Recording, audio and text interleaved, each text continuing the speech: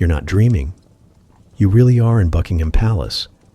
And unfortunately, it's 1845, which means you're about to suffer through the single worst thing a royal residence could offer: the smell. Forget the polished portraits and marble halls. What greets you isn't elegance. It's a wave of sweat, alcohol-soaked cloths, and the quiet reek of chamber pots tucked neatly beneath canopies of velvet.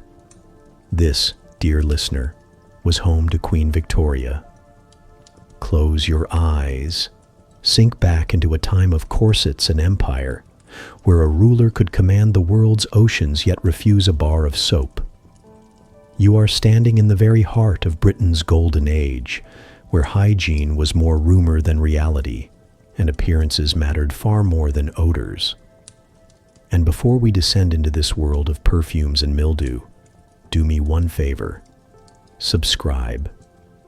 If you don't, this channel slips into the silence of the algorithm, and voices like mine, voices that tell the darker truths of history, disappear unheard.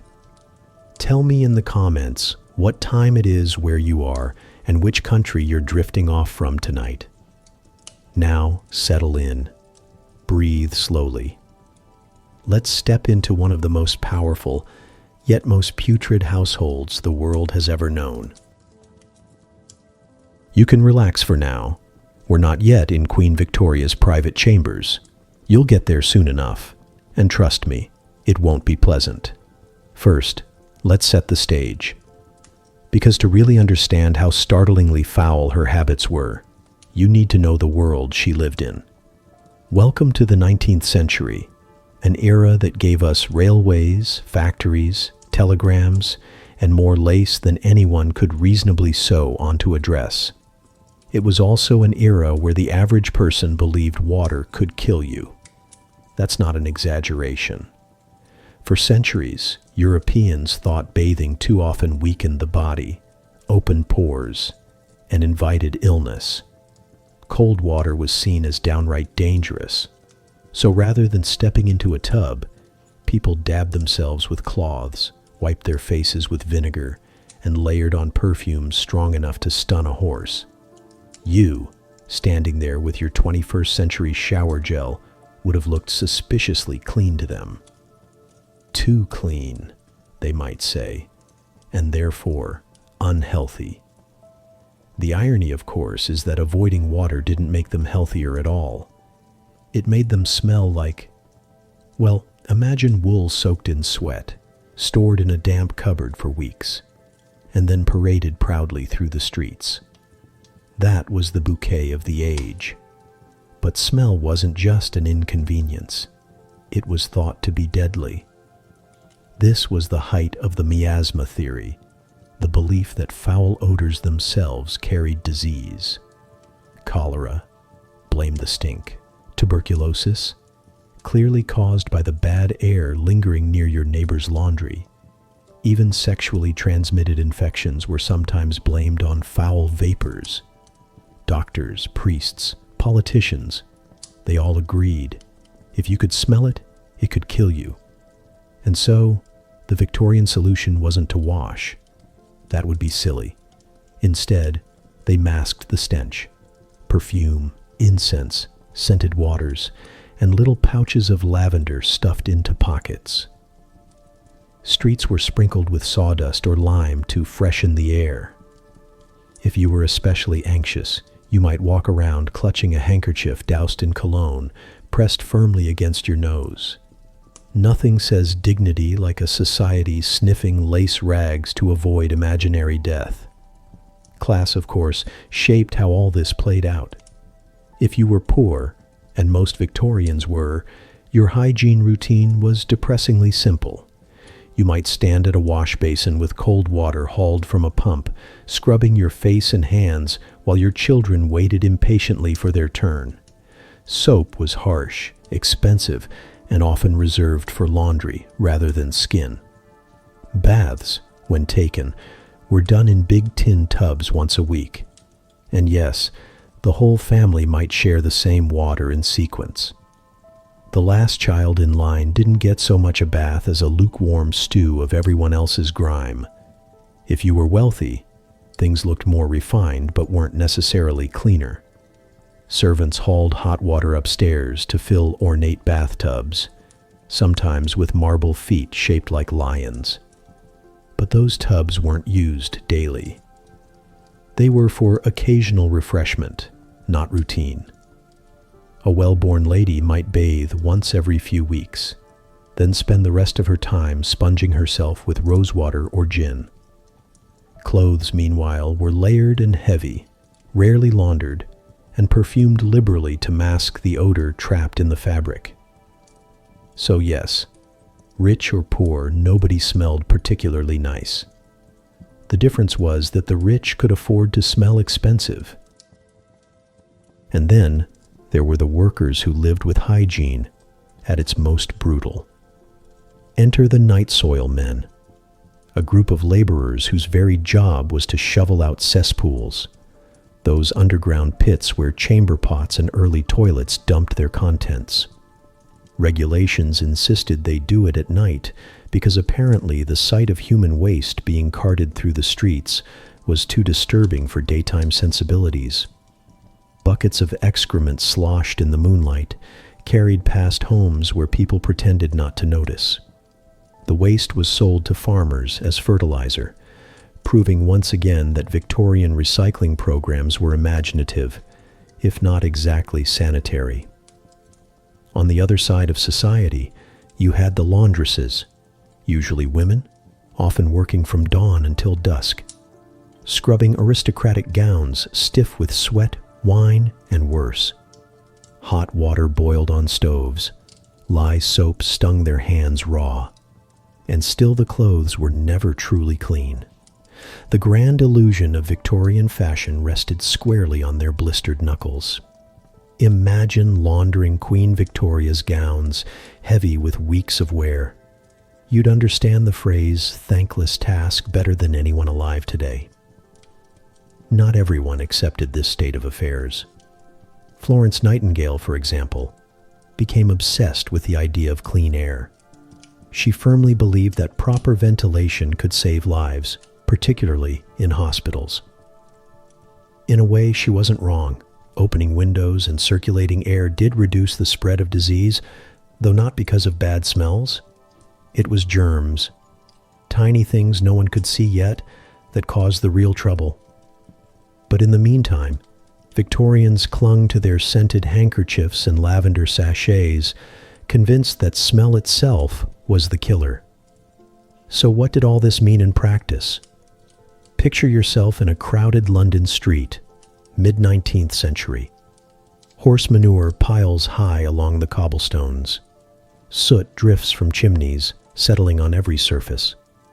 People press past you in wool coats worn for months without washing, collars stiff with sweat.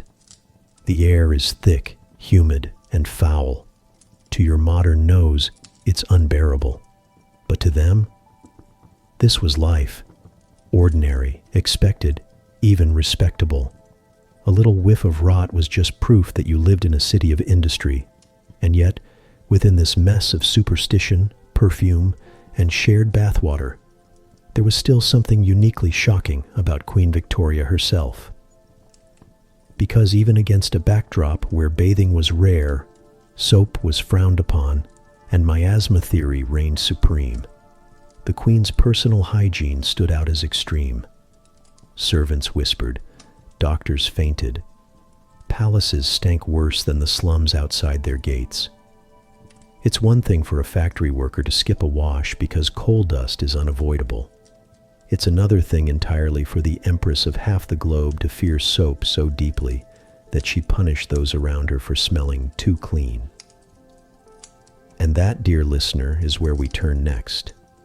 If Victorian society was already filthy, Queen Victoria managed to take that filth and crown it with diamonds.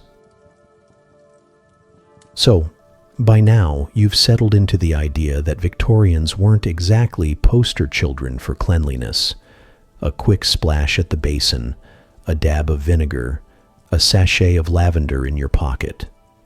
That was hygiene, 19th century style. But if the average Londoner could be accused of questionable habits, Queen Victoria herself raised questionable to an art form. You might expect that the monarch of the largest empire on earth would have access to the best of everything. Fresh linens, perfumed soaps, steaming baths hauled up by an army of servants. And you'd be right. She had it all. But she rarely used it.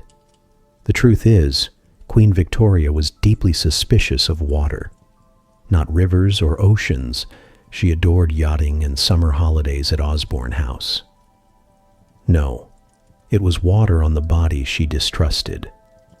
Like many of her subjects, she believed that frequent bathing weakened the system, softened the constitution, and left one vulnerable to chills or worse.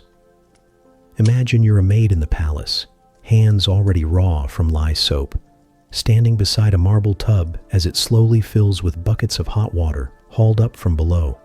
The bath is ready. Steam curls in the air. And then, nothing. Her Majesty decides she will not use it. The water cools, then stagnates, leaving a sour smell that clings to the room long after it's finally emptied. You spent an hour fetching and pouring, and the result is a puddle of disappointment. That was palace life. When she did bathe, it was infrequent. The kind of treat you schedule not by the day, but by the month.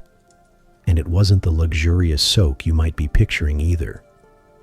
Often the bathwater was reused, left standing in the tub, topped up occasionally with more hot buckets. Within a few days, that bath didn't just smell stale, it smelled alive. A rich mix of soap scum, body oils, and damp linen that turned a grand marble bathroom into something closer to a swamp. And yet the Queen was unfazed. To her, water was the enemy, not the smell. Better to endure a heavy room than risk a weakened body. Her doctors weren't much help either. The medical consensus of the day leaned toward moderation in bathing, with some physicians even warning against immersing the whole body too often. So when Victoria skipped a wash, she wasn't seen as eccentric. She was, in her own mind, sensible, a model of imperial restraint. Servants, of course, bore the real suffering. Picture yourself as one of them, standing in the Queen's private apartments. The curtains are drawn to block the dreaded miasma. The air is heavy with perfume. And in the corner sits a basin of water that's been used once and then abandoned. It grows stale hour by hour, the surface filmed with dust, the scent unmistakable. And yet, you say nothing, because servants didn't criticize, they endured. To complain about the smell of the monarch's chamber would be to risk dismissal. Compare this to ordinary Victorians. Even working-class families in cramped London courts attempted the occasional weekly bath. They'd haul water, heat it on the stove, and share it among the family. It wasn't pleasant, but it was at least an effort. The middle classes, eager to show off refinement, began to install fixed baths and water closets, even if they used them sparingly. Manuals circulated about the healthy use of bathing, with guidelines as absurd as never wash within 4 hours of eating, and purify water with alcohol before touching your face. But at least there was the idea that water might help. Victoria? She resisted even more firmly. To her, water was suspect, soap offensive, and alcohol-soaked cloths were preferable. Where her subjects might at least attempt a Saturday scrub, she doubled down on the belief that endurance, not freshness, was the mark of discipline. And here's the twist. She wasn't alone. Her German relatives carried the same suspicions. At many European courts, perfume and powders reigned supreme, while baths collected dust. In France, the legacy of Louis XIV, whose perfumed Versailles, still lingered. Across Europe, The wealthy were clinging to traditions that turned palaces into scented prisons. Victoria simply inherited the logic, but she wielded it with royal stubbornness. There's a strange intimacy in this, isn't there? The idea that the queen, draped in velvet and diamonds, could smell worse than a laundress trudging home from the Thames. And yet, she considered herself refined. The laundress might scrub herself raw once a week, but the queen believed that refraining from soap was a form of virtue. It's a reminder that status has never guaranteed sense.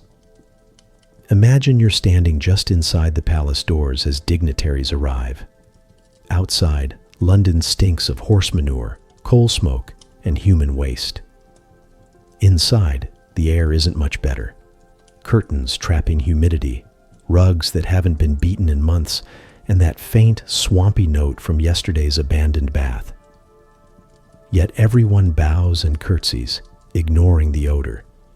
After all, etiquette required silence, even in the face of stench.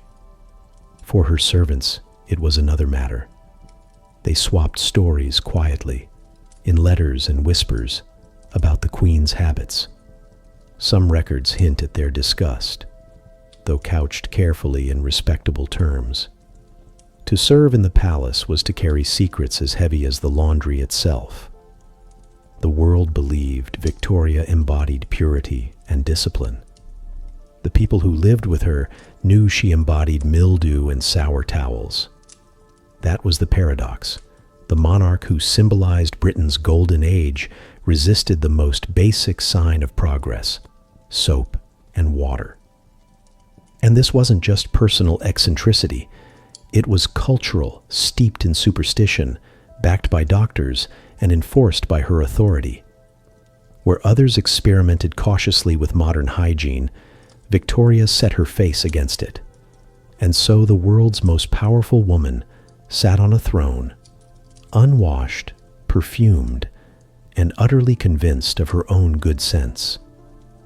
Even among a society already hesitant to bathe, she stood apart. The ordinary worker at least rinsed their hands after a long day. The middle-class housewife at least drew a weekly bath.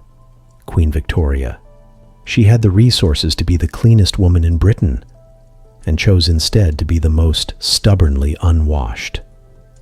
And that's the irony you can't escape. When we picture her now, we see portraits of a stern woman in black, or the young queen in her wedding gown. We imagine majesty, order, discipline, but behind the velvet curtains, the reality was a sour basin and the belief that water itself was dangerous. It's one thing for a society to misunderstand hygiene. It's another thing for its monarch to embody that misunderstanding so fully. And that's why, even among Victorians, Queen Victoria smelled a little worse than most. By now, you know Queen Victoria wasn't fond of water, but if she wasn't bathing, you might be wondering, what was she doing? The answer is equal parts strange and predictable. She turned to alcohol. Not for drinking, though she certainly enjoyed that as well, but for washing. Or at least, for what she thought passed as washing. Imagine waking up in Buckingham Palace.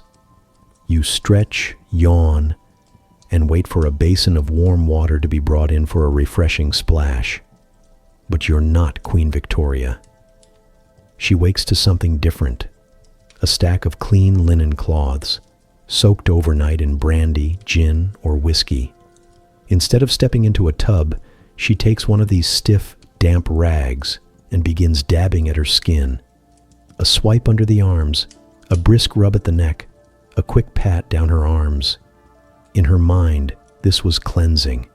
Alcohol, after all, was sharp, bracing, and strong-smelling. Surely it killed whatever needed killing. The practice had a logic to it if you squint hard enough. Alcohol does kill some bacteria, and doctors of the time occasionally recommended it as a disinfectant. But in practice, Wiping yourself with spirits doesn't leave you smelling clean. It leaves you smelling like a pub at closing time. Victoria may have believed she was disinfecting her royal body. To everyone else in the palace, she reeked of sweat layered over gin. Picture the scene. The Queen, in her dressing room, carefully dabbing herself with brandy rags, while a maid waits silently nearby with a fresh basin of spirits. The smell fills the air, sharp, alcoholic, almost medicinal. But mixed with the Queen's own sweat and the faint mildew of her gowns, the result is something closer to tavern air. You, standing in the doorway, would swear you'd walked into a London gin house, not the private chambers of the most powerful woman in the world.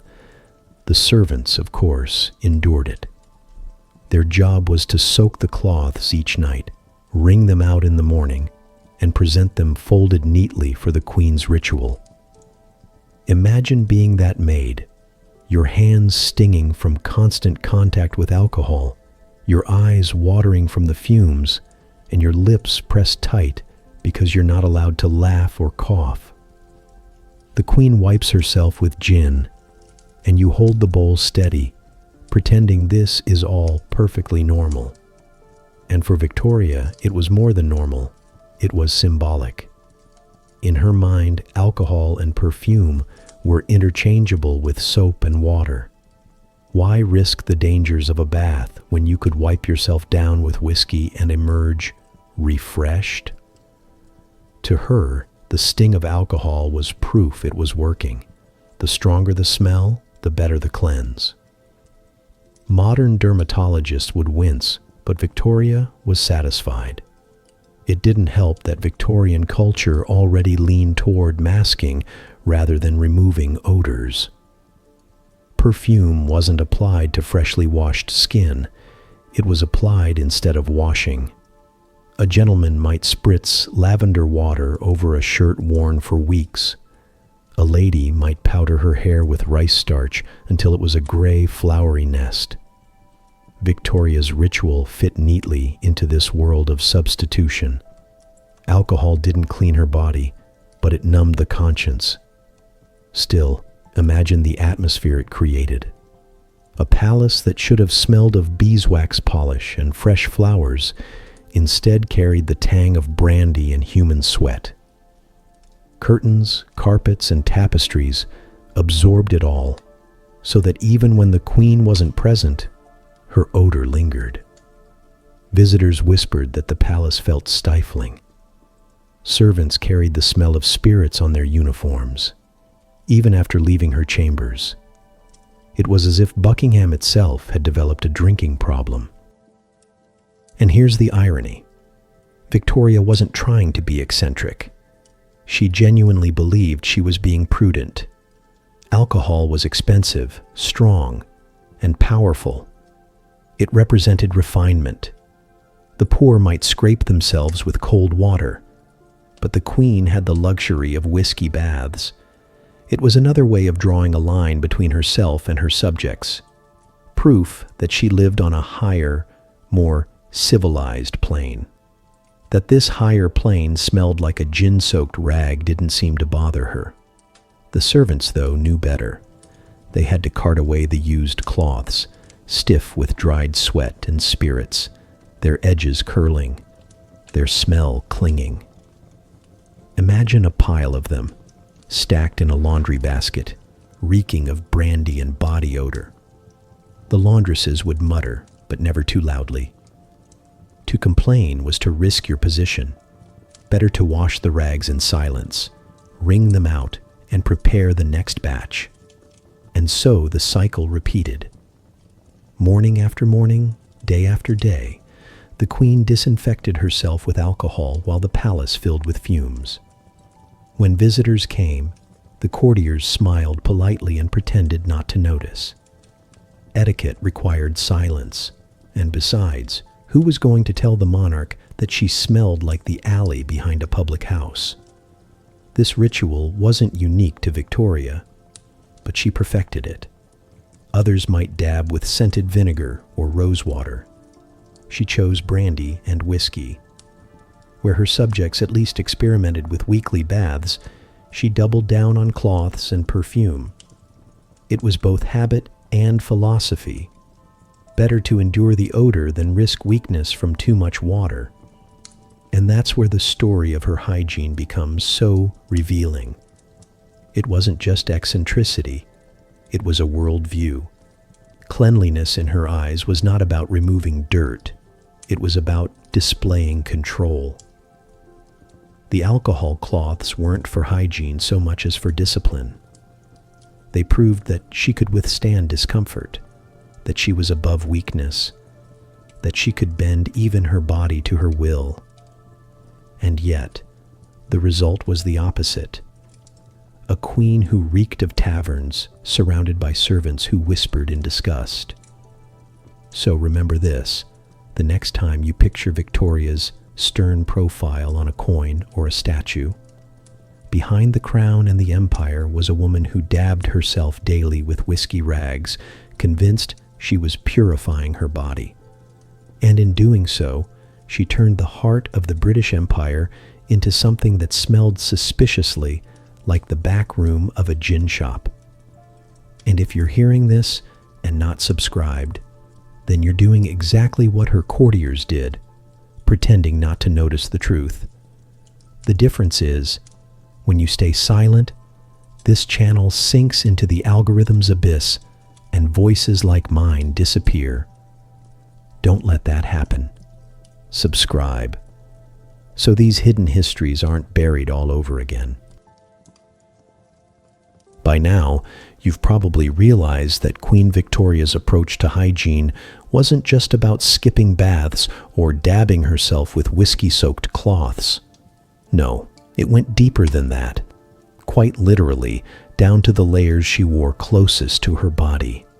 And in the Victorian age, those layers were not light, airy, or forgiving. They were thick, heavy, and almost never truly clean.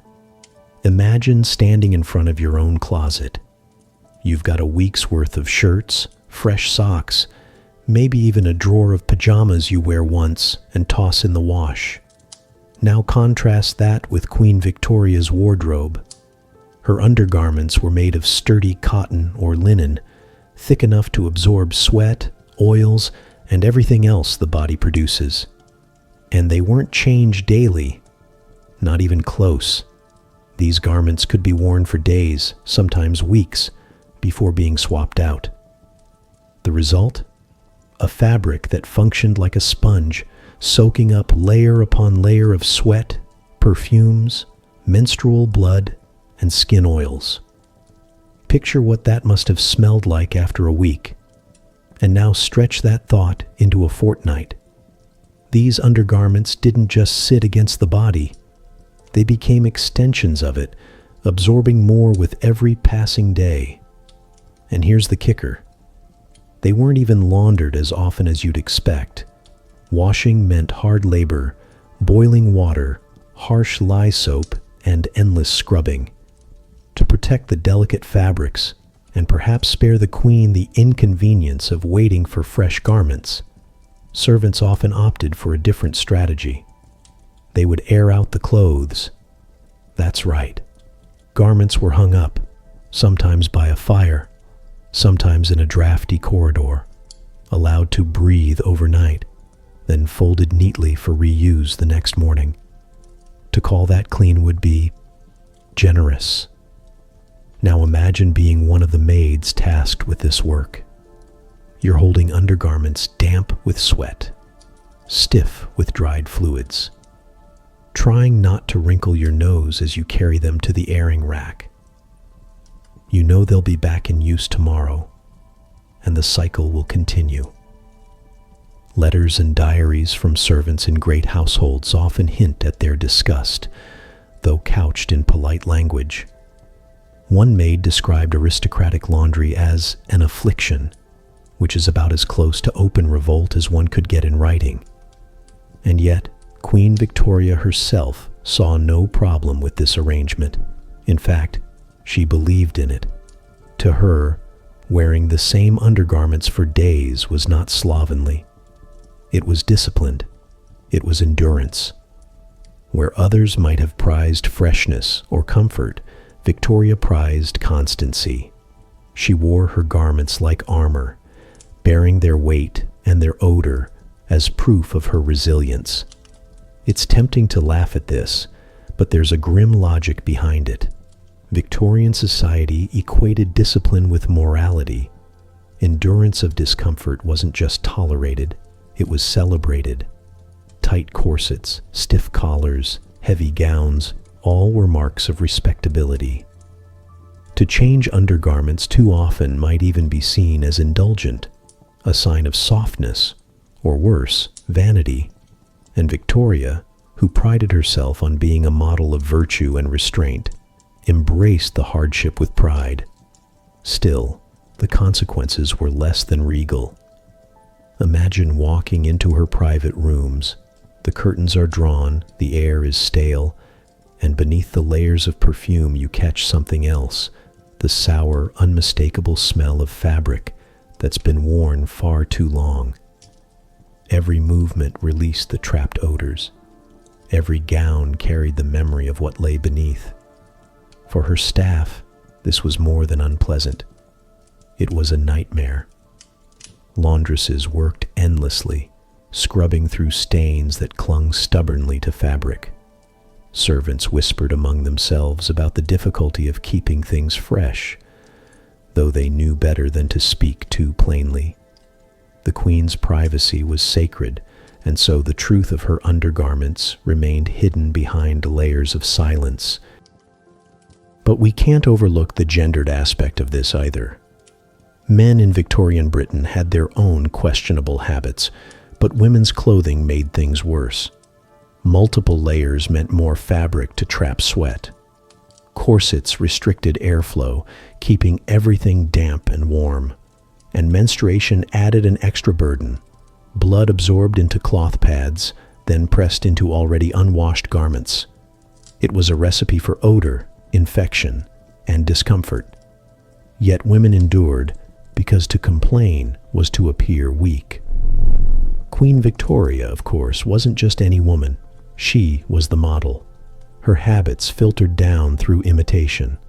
Ladies of the court and middle-class matrons alike copied the endurance, the layering, the reluctance to wash too frequently. If the Queen wore her garments until they practically walked away on their own, then surely it was dignified. And here's the paradox. While she believed this was discipline, her staff viewed it very differently. To them, it was simply filthy. They were the ones who had to fold, air, and represent these garments. They were the ones scrubbing stains from fabric that never seemed to come clean. They were the ones trapped in the stale atmosphere of the Queen's private chambers, breathing in the proof of her endurance. So you, listener, standing quietly in the corner of her bedroom, would see something both absurd and unsettling. A ruler draped in the trappings of empire, proudly wearing the same thick undergarments day after day, convinced that her constancy made her virtuous. And you'd know what her maids knew. Those garments told a very different story. One of stubbornness, discomfort, and a smell that no amount of perfume could disguise. And that's where the lesson lies. Hygiene, for Queen Victoria, wasn't about freshness. It wasn't about health. It was about discipline. She turned her undergarments into a badge of endurance, a private ritual that defined her sense of self. But for everyone around her, servants, laundresses, even visitors catching a whiff, it was simply another reminder that royalty does not equal cleanliness. By now, you've seen how Queen Victoria handled bathing, or rather, how she avoided it, and how her undergarments became exercises in endurance. But perhaps the most vivid glimpse of her hygiene comes not from her body, but from the rooms where she lived.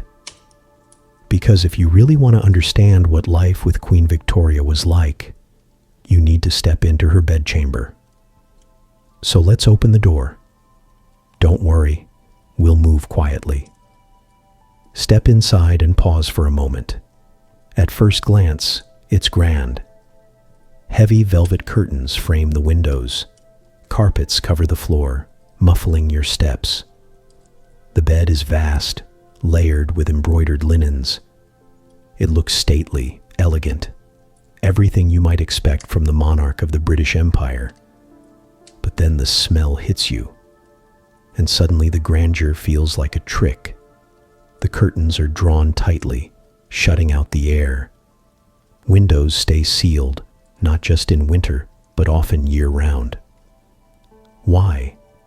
Because Victorians feared drafts and night air.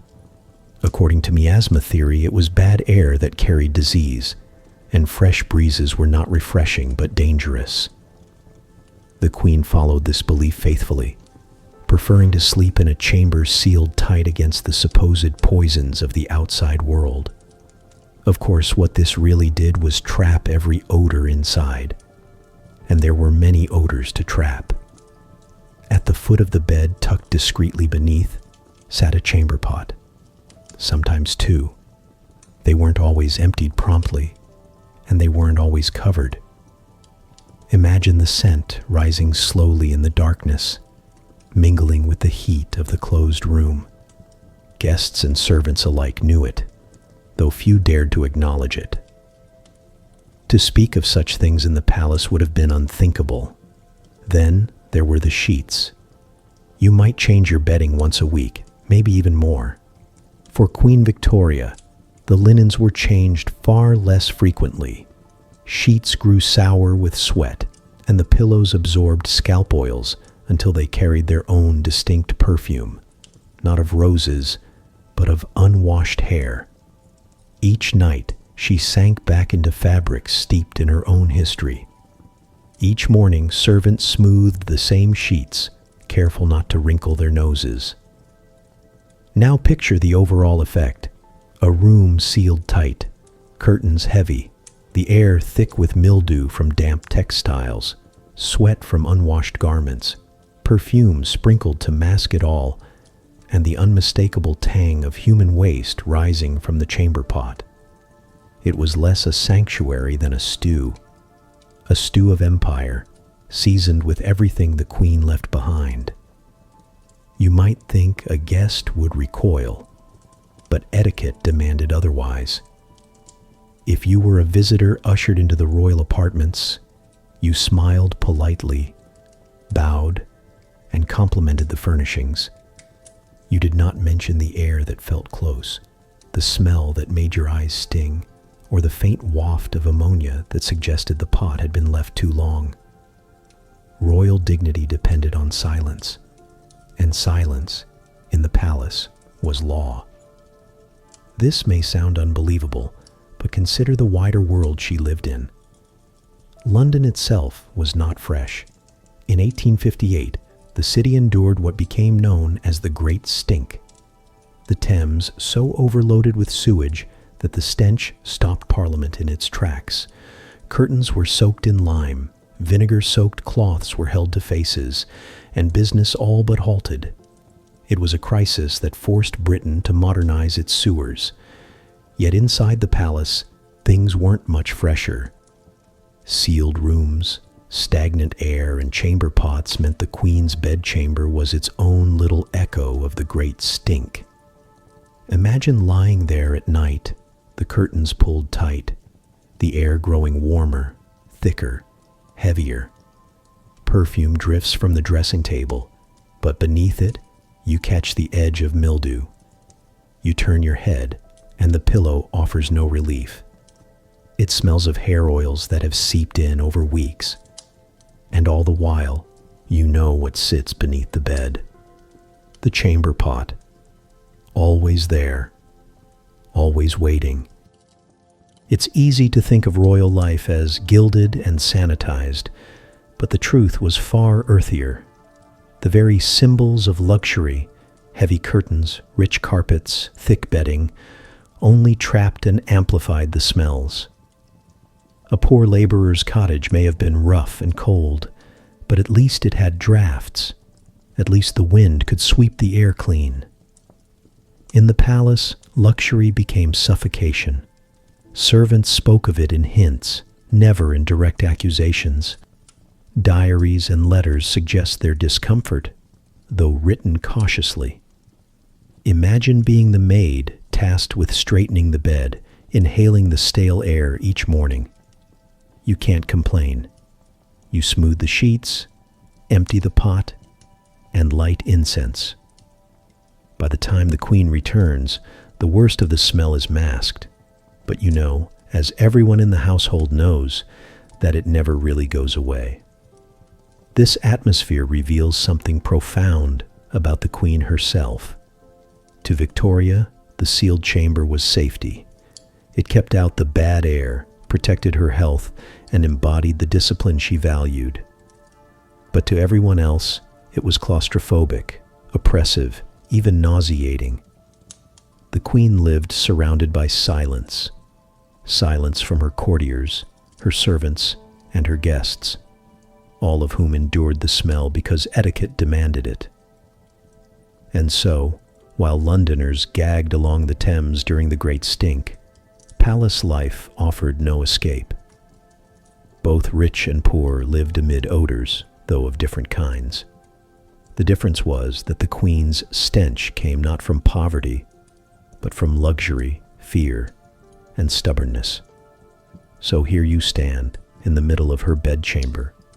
The walls gleam with gilt, the bed is draped in finery, and yet the air presses down on you like a damp blanket. You breathe carefully, wishing for an open window, knowing you won't get one. This is the private world of Queen Victoria, not marble and diamonds, but mildew, perfume, sweat, and silence. We've lingered in the Queen's bedchamber long enough. You've breathed in the air thick with perfume, mildew, and chamber pots. Now let's move closer, not to her linens, but to her head. Because one of the most overlooked parts of Queen Victoria's hygiene was her hair. And as with everything else, it was less about cleanliness and more about endurance. Picture her in her prime, the young queen, hair thick, dark, and braided into elaborate styles for portraits and ceremonies. From a distance it looks regal, glossy, abundant, almost enviable. But lean in just a little closer, and the illusion collapses. That shine? It wasn't health, it was grease. Victorians had their own ideas about hair care, and they didn't involve shampoo. Instead, they turned to what they had on hand. For Queen Victoria, that meant mixtures of egg yolk, sheep fat, and yes, even beer. These concoctions were rubbed into the scalp and combed through the hair. Egg yolk was thought to add shine. Sheep fat kept the hair moisturized. Beer provided body and texture. In theory, it was practical. In reality, it was sticky, sour, and smelled exactly like you think it would. Now imagine the tools. The combs and brushes used on her hair were not washed. Servants might shake them out, pull free the worst tangles, but the grease and residue stayed behind. Day after day, the brushes filled with a paste of oils, hair, and dust, then were run back through her locks again. The result was a cycle of buildup. More grease, more smell, more tangles. By the time a comb broke, it wasn't just from wear. It was from being caked solid. And spare a thought for the servants. You, as a lady's maid, are standing behind the queen with a brush in hand. Every stroke through her hair is a battle. The bristles drag, sticking and pulling as your knuckles ache. Your apron picks up smears of oil where the brush slips. You can smell the mix of egg and fat rising from the scalp in waves. And still, you say nothing. Because your job is not to complain. Your job is to make it look regal from the outside, even if it smells like a farmyard on the inside. The outcome was hair that was not only greasy, but also prone to lice. Head lice were common in Victorian households, and heavy layers of oil only made them worse. Parasites thrived in the warm, sticky environment. And here's another cheery thought. With sheep fat rubbed into the strands, the hair became not only greasy, but flammable. One careless candle, one brush of gaslight too close, and those regal tresses could go up like a torch. And yet, perfume was added on top of it all. Rose oil, lavender, musk. The same scents used to mask unwashed skin were now combed into unwashed hair. But perfume doesn't erase odor. It blends with it. Picture the mix. Sour egg yolk, rancid fat, stale beer, and then a cloud of roses to disguise it. From across the room, you might be fooled. Up close, the disguise didn't hold. This wasn't just Victoria, of course. Across society, hair was more burden than ornament. Women rarely cut it, preferring long braids or buns. With little washing, those styles grew heavy, greasy, and tangled. A respectable lady might sit for hours while her maid wrestled through knots with an unwashed comb. Powder and oil were added, but water was not. It was the same philosophy we've seen before. Mask, layer, endure. Never truly cleanse. But Victoria's hair stood out precisely because she was the model. Portraits, coins, and statues showed her coiffed to perfection. If the Queen's hair was elaborately styled, then so too must be the hair of ladies at court. They copied her not just in fashion, but in habit, layering oils into their own hair, perfuming it heavily, and enduring the same tangles and smells. It was a culture of imitation, one that spread grease in more ways than one. There's a strange intimacy in imagining this, isn't there? To stand behind the Queen as her maid did, brush in hand, grease clinging to your fingers, to smell the mix of beer and musk rising with every stroke, to know that this was your monarch, the figurehead of civilization, and yet her head carried the smell of a tavern mixed with a barnyard. That contrast between image and reality was the essence of Victorian hygiene, and the silence around it was remarkable. No guest ever mentioned it. No courtier dared. Even doctors, who might have had some authority, avoided addressing it too directly. To criticize the Queen's personal hygiene was unthinkable. Better to let her continue with sheep fat and perfume than to risk the wrath of the crown. But history preserves these whispers. The letters of servants, the medical texts of the day, the rituals described in hushed tones. They reveal a world where hair was less a symbol of beauty than of stubbornness. For Queen Victoria, greasy hair wasn't a failure. It was normal. It was tradition. It was endurance. The same way unwashed undergarments were endurance. The same way skipping baths was endurance. And so, when you next picture Victoria, stern-faced in her widow's black, or youthful in her bridal veil, imagine not just the appearance, but the atmosphere. Imagine standing beside her in a candlelit hall and catching the faint, sour note of egg and fat, barely disguised by rose oil. Imagine knowing that this was the head of the empire, not clean, not fresh, but stubbornly, regally greasy. Because that's the truth of it. Her hair, like her empire, was built on endurance. It gleamed in the portraits, but it stank in reality. And no amount of perfume could change that. If you've made it this far, you've probably realized something important. Queen Victoria didn't really fight dirt. She outlasted it. She endured it. But endurance has its limits, even for a queen. And when the smell of sweat, mildew, and sheep fat became too much to ignore, she turned to her most reliable weapon, perfume. Not the delicate spritz you might use before going out to dinner, not even the subtle dab behind the ears. No, for Queen Victoria, perfume wasn't about allure. It was about survival. Her bedchambers, her gowns, her very body became battlefields where fragrance was deployed like armor. Lavender, rosewater, and musk didn't just accent her presence. They smothered it. Imagine stepping into one of her rooms. The air doesn't greet you with freshness. It assaults you with a thick wall of scent. Heavy drapes and sealed windows mean the perfume doesn't dissipate. Instead, it gathers, multiplies, and hangs in the air like a fog. You inhale, and it coats the back of your throat. To the uninitiated, it feels less like refinement and more like suffocation. And yet, to Victorians, this was luxury. The ability to afford vast quantities of perfume was a mark of status. Guests would remark on the refinement of the Queen's rooms, praising the delicate notes of lavender or the richness of musk. What they didn't mention was the staleness underneath, the sour edge of unwashed linens, the tang of chamber pots, the greasy perfume of sheep fat in hair. Perfume didn't erase these smells. It wrapped them up like a present and handed them back, stronger than before. Picture yourself as a servant, lighting candles in the Queen's private quarters.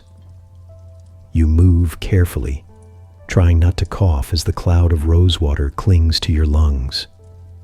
The scent mingles with smoke from the wick and the faint smell of mildew rising from the curtains. You don't complain. You bow and withdraw, leaving the monarch in her perfumed fortress. For her, it's safety. For you, it's suffocation. This wasn't uniquely Victorian Britain. Across Europe, perfume had long been used not as an accessory, but as a shield. Think of Versailles under Louis XIV. The French court bathed even less than the British, and the stench of sweat and waste was legendary. To mask it, nobles doused themselves in colognes and floral waters. Whole fountains of perfume were said to be placed in palace gardens. Versailles, the glittering center of European culture, was also a perfumed cesspool. Queen Victoria, in her own way, inherited this tradition. But the Victorian twist was the obsession with moral respectability. For Victoria, perfume wasn't just about covering smell. It was about proving discipline. To wear heavy musk instead of washing was to show that you didn't bend to bodily weakness.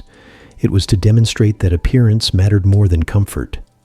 The stink might persist beneath, but no one would dare say so aloud. Perfume created an aura of order, even as it masked chaos. Of course, it created new problems too. In tightly sealed rooms, the concentration of fragrance could be overwhelming. Visitors sometimes left with headaches, their clothes carrying the Queen's scent home with them. Letters from courtiers mention the intensity of perfumes at court, though always in polite tones.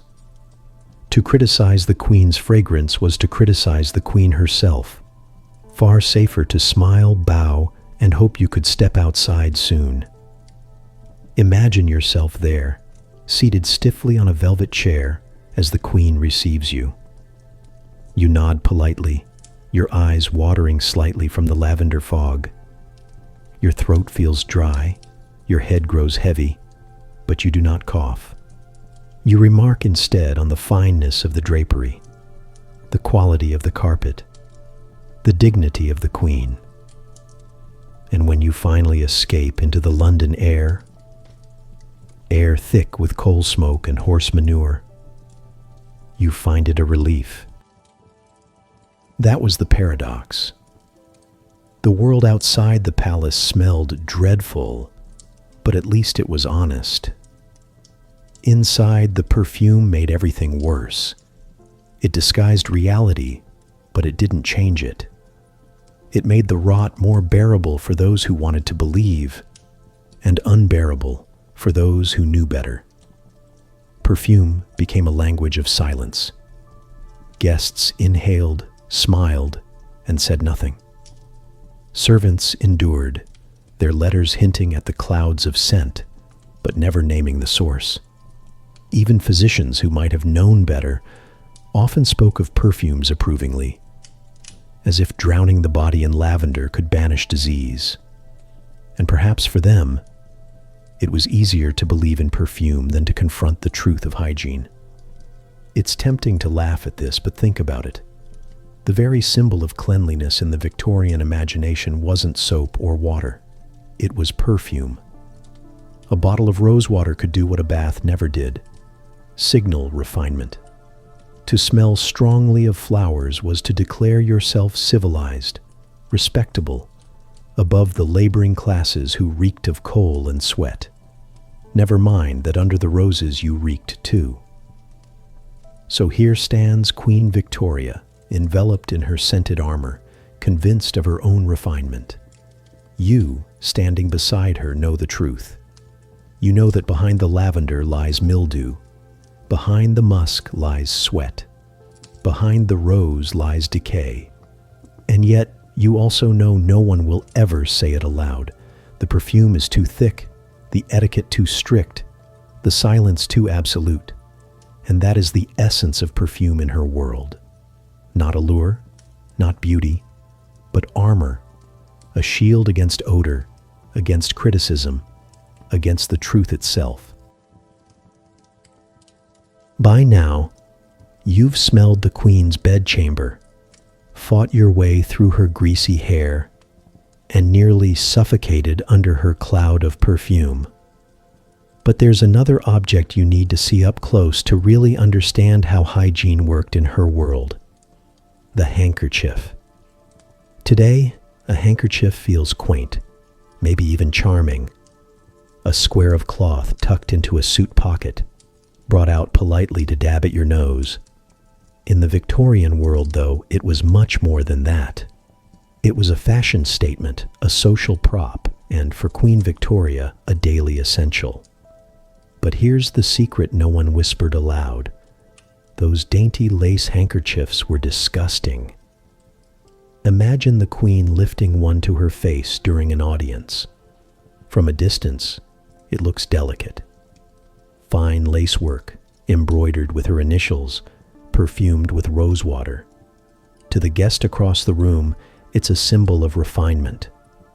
To the maid who handles it later, it's a rag stiff with sweat, oils, and powders. That's because these handkerchiefs weren't washed daily.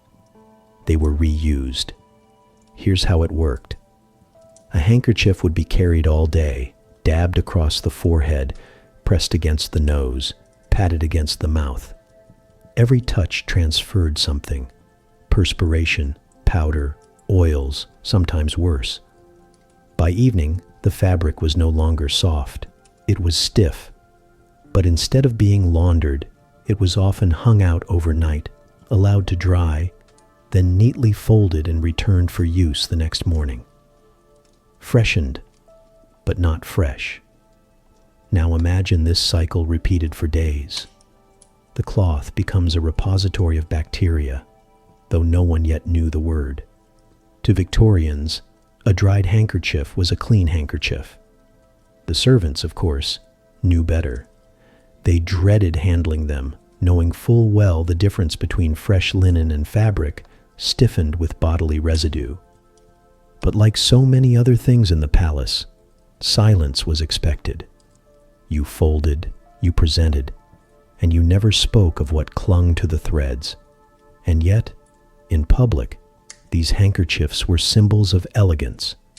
To produce one at the right moment was to display refinement. Gentlemen carried them in breast pockets, ladies embroidered theirs with initials, and the Queen herself used them as extensions of her dignity. She might wave one from a carriage, dab daintily at her lips, or raise it to her nose against the smell of a crowded street. To the outside world, it was grace in motion. To the inside world, her household staff, it was filth in lace. There's a certain irony here.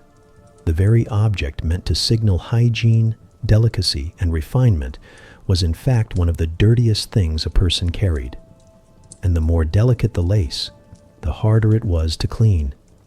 Fine embroidery trapped sweat and powders more effectively than plain cloth. The Queen's handkerchiefs weren't just repositories of odor. They were breeding grounds for everything the modern world now associates with illness. Picture yourself as a guest at the palace. The Queen lifts her perfumed handkerchief to her face, and you nod approvingly, murmuring about her elegance. What you don't see is the stiff fabric, reused for days, carrying the evidence of every previous moment it was employed. Etiquette shields you from the truth. You leave thinking you've witnessed refinement, when in reality, you've witnessed recycling of the most unhygienic kind. Of course, the Queen wasn't unique in this. Across Britain, handkerchiefs played the same dual role. For the wealthy, they were status symbols, embroidered, perfumed, and displayed.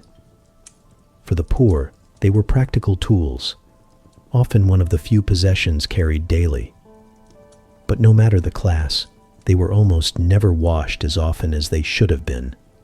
A handkerchief was a long-term companion, not a disposable accessory, which meant, across society, everyone carried a little square of filth with them, tucked neatly in a pocket or sleeve. And then, there was the theatrical aspect. Victorians didn't just use handkerchiefs, they performed with them. A fainting lady would press one dramatically to her forehead. A gentleman might offer his gallantly to a weeping woman. The Queen herself could wave one from a carriage window as a sign of acknowledgement. But the romance fades quickly when you realize that what's being pressed to the face, passed between hands, or waved in the air is, in effect, a bacteria-soaked rag. Servants often wrote about their disgust in subtle ways. Letters mentioned the trouble of fine linens, the endless folding and airing, the stiffened cloths that needed to be disguised as fresh. Imagine the laundress, standing over a pile of them, hands raw from lye soap, knowing she could never get the lace truly clean. Perfume was added, of course, rosewater, lavender, musk. But perfume only masked the truth. It never erased it. This tells us something larger about Victorian hygiene. Cleanliness wasn't really about being clean, it was about looking clean. A lace handkerchief carried in public signaled refinement, no matter how stiff and filthy it was in reality. Perfume signaled respectability, no matter what it covered. Underwear signaled discipline, no matter how rancid it grew. Hygiene was performance, and Queen Victoria, like everyone else, played her role. So here's the picture you should keep in mind. You, seated in the palace, watching as the Queen raises her lace handkerchief with perfect grace. The courtiers smile, the guests murmur admiration, and etiquette demands silence. No one dares say what the servants know, that the handkerchief is stiff, reused, and revolting. It is refinement and filth, elegance and bacteria, all stitched together with lace. And that perhaps is the truest symbol of Victorian hygiene. Not the marble baths left unused, not the perfumes heavy in the air, but the handkerchief. A square of cloth that meant elegance in public, disgust in private. A daily reminder that appearances mattered far more than reality. And just like that handkerchief, elegant on the outside, filthy underneath, this story disappears if no one keeps it alive. If you don't subscribe, the algorithm folds it up, tucks it away, and no one ever hears it again. Don't let that happen. So far, we've sifted through greasy hair, mildew-soaked bedrooms, and handkerchiefs stiff with secrets. But there is one subject most Victorians never spoke of aloud. One that reveals as much about hygiene as it does about silence. Menstruation. Now, before you recoil, remember, this was daily life. For Queen Victoria, as for every woman in the 19th century, it was inescapable. And yet, the way it was managed tells us volumes about the contrast between appearance and reality. Picture her chambers. Behind the velvet curtains and under the canopy bed, there is another layer of royal routine. Thick cloth pads were worn beneath the heavy undergarments. Unlike modern sanitary products, they were not disposable. These pads were cut from cloth, folded thick and tied or pinned in place. They were worn all day, sometimes longer, until they grew heavy. When removed, they weren't whisked away to some hidden sanitary bin. They were hung up to dry in the Queen's private chambers. Imagine being the maid tasked with handling them. You step into the room, the air already heavy with perfume and stale sheets, and there they are, cloths, stiffened with use, dangling discreetly near the fire or across a chair. Your job? To collect them, soak them, and wash them by hand. You try not to think too hard about it, but the truth is impossible to ignore. Mattresses and sheets bore the brunt of it too. Without effective barriers, stains seeped through layers of linen and into bedding. Pillows and mattresses absorbed it, leaving reminders long after the moment had passed. Servants dreaded laundry days when these linens came down. Letters and diaries of household staff often describe the horror of scrubbing at stains that refused to vanish, no matter how much lye soap or boiling water they used. Now, Victoria's approach wasn't unusual. Across Britain, women managed menstruation with whatever they could find. Poorer women often relied on rags, scraps of old clothing, or even moss stuffed into cloth. Some wore nothing at all, letting garments absorb what they could. Everything was reused. Everything had to be washed and dried, often in secret. Privacy was scarce, embarrassment constant. The Queen may have had finer fabrics, but the principle was the same. Cloth, wash, repeat. And the secrecy was universal. Menstruation was not discussed openly in polite company. Even in medical texts, it was treated with euphemisms, monthly courses, or periodical sickness. For ordinary women, shame kept the subject hidden. For the Queen, dignity demanded it. Yet the evidence couldn't be hidden from those who worked closest to her. Her maids, laundresses, and chamberwomen carried the burden of silence, scrubbing and folding while never speaking a word. Perfume, once again, played its role. Rosewater or lavender might be sprinkled on cloths or bedding in an attempt to disguise lingering odors. But perfume doesn't erase, it mingles. And so the result was an unmistakable blend. Sweet florals fighting and failing to mask the iron tang of blood. Guests might have praised the palace's refinement, but those who lived within its walls knew that refinement smelled very different up close. Now put yourself in that chamber again. You're standing beside the grand bed, the floor covered in rich carpet, the windows sealed against night air. The air is dense, perfumed, but under it lies something sharper, sourer, undeniable. You glance at the linens and wonder how many layers have been folded to hide the stains.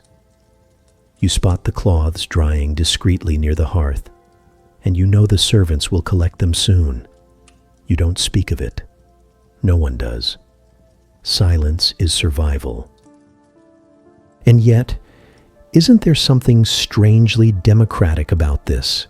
For all her wealth and power, Queen Victoria faced the same biological reality as every other woman in her kingdom. Rich or poor, noble or servant, menstruation was managed with cloth, endured in silence, and cloaked in secrecy. The laundress in a London slum and the Queen of England shared the same burden.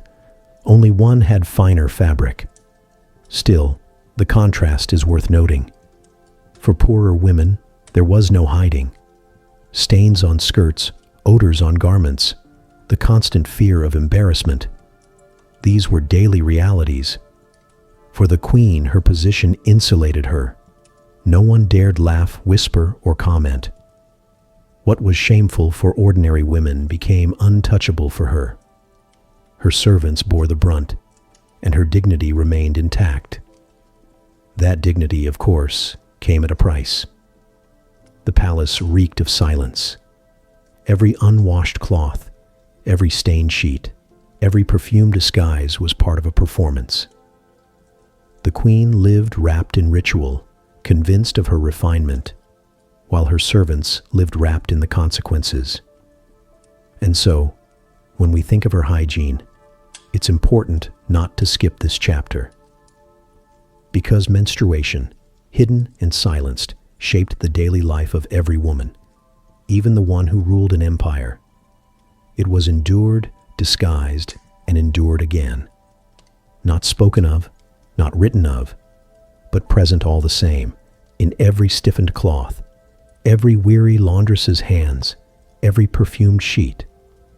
So the next time you picture Queen Victoria on her throne, stern and regal, remember this: behind the crown was a body as stubbornly human as anyone else's, and in her chambers, drying discreetly by the fire, hung the reminders.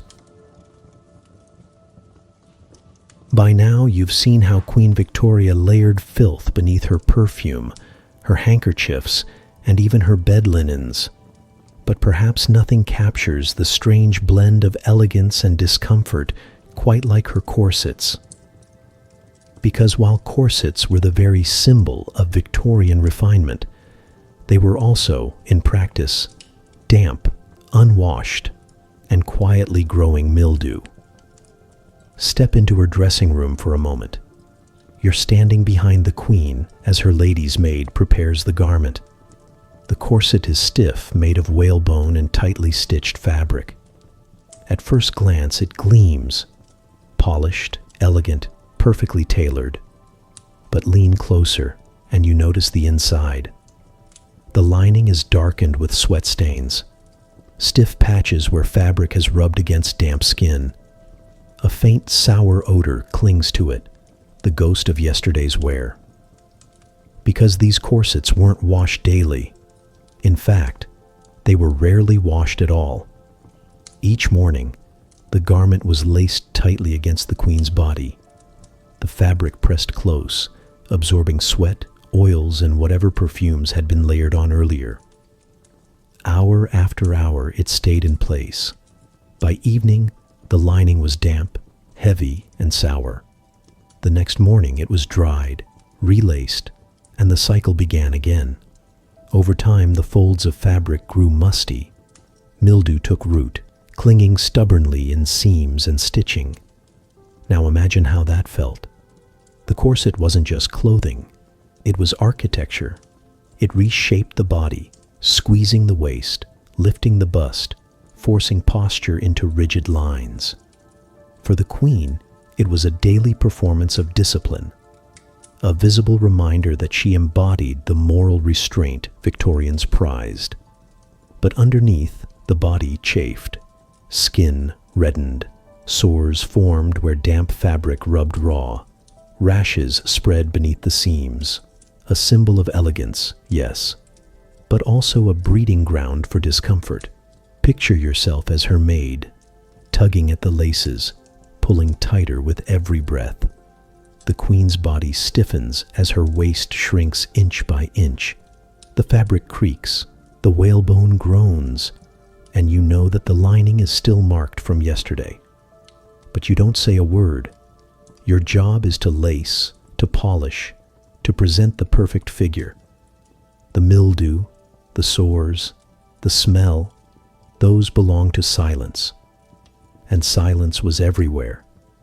Doctors occasionally wrote about the dangers of corsets, noting fainting fits, poor digestion, or the sores they left behind. Some even recommended looser styles, health corsets, which allowed more air and less pressure. But these were exceptions. For most of the Victorian elite, tight lacing was a badge of respectability.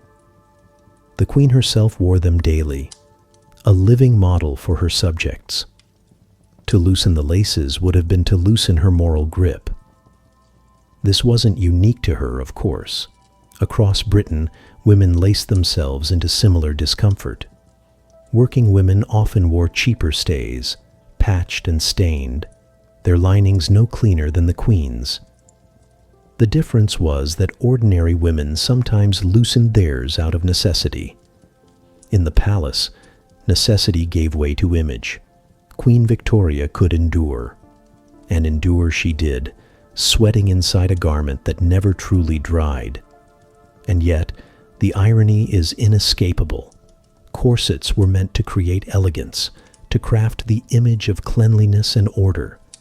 From the outside they worked. A tightly laced figure appeared polished, composed, immaculate. From the inside, the reality was damp fabric, mildew in the folds, and skin rubbed raw. It was hygiene as performance, comfort sacrificed for image. Now imagine being a guest in her presence. You see a monarch standing tall, posture perfect, silhouette elegant. What you don't see is the rash beneath the bodice, the faint mildew smell that clings where fabric meets skin, the servant who spent the morning tugging laces until her hands ached. You applaud the refinement, unaware of the discomfort beneath. The Queen herself saw it differently. For her, the corset was discipline. To lace tightly was to show control over the body. To endure discomfort was to prove strength. Mildew, sores, rashes, these were not failures. They were evidence of endurance, much like her unwashed linens, her greasy hair, her stiffened handkerchiefs. They symbolized constancy. The body was not meant to be pampered. It was meant to endure.